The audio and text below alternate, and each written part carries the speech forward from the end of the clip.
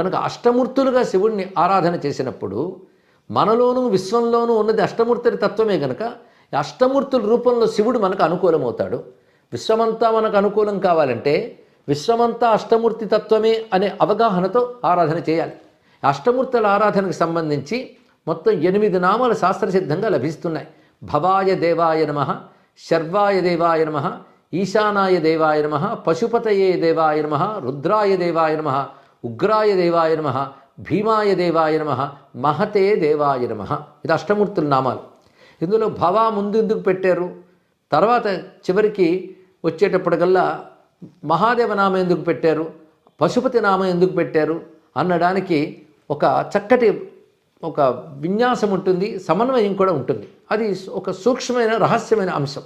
అలా భవాయ దేవాయ నమః నామాలతో శివుని ఆరాధన చేయడం ఒక ప్రత్యేకం. మరొకటి ఆయన శక్తిని ఆరాధించేటప్పుడు ఈ నామములకే పత్న్యై అనే శబ్దం కలిపితే సరిపోతుంది. భవస్య దేవస్య పత్న్యై నమః, సర్వస్య దేవస్య పత్న్యై నమః అంటే 8 నామాలకి పత్న్యైని పెట్టినప్పుడు అమ్మవారిని కూడా ఆరాధించినట్లు అవుతుంది. అందుకే శివారాధన అంటే శివశక్తులు ఉభయుల ఆరాధన అని తెలుసుకోవాలి.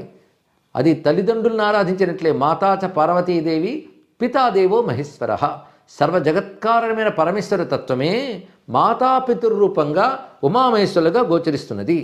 అలాంటి శివరాత్రి ఒక వ్రతంగా చేసేటప్పుడు ఉపవాసం జాగరణ చేసుకుంటూ శివుని మంత్రాన్ని జపం చేయడం.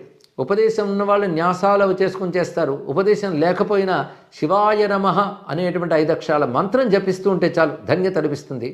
దీనికి పూర్వంలో శ్రీకారం పెట్టుకున్నా చాలా విశేషమని ధర్మశాస్త్రములు చెప్తున్నాయి. శ్రీ శివాయ నమః ఇది మహామంత్రంగా చెప్తున్నారు.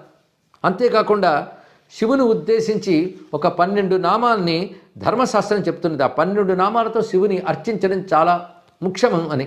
శివాయ నమః, రుద్రాయ నమః, పశుపతయే నమః, నీలకంఠాయ నమః, మహేశ్వరాయ నమః, హరికేశాయ నమః, విరూపాక్షాయ నమః, పినాకినే నమః, త్రిపురాంతకాయ నమః, శంభవే నమః, శూలినే నమః, మహాదేవాయ నమః.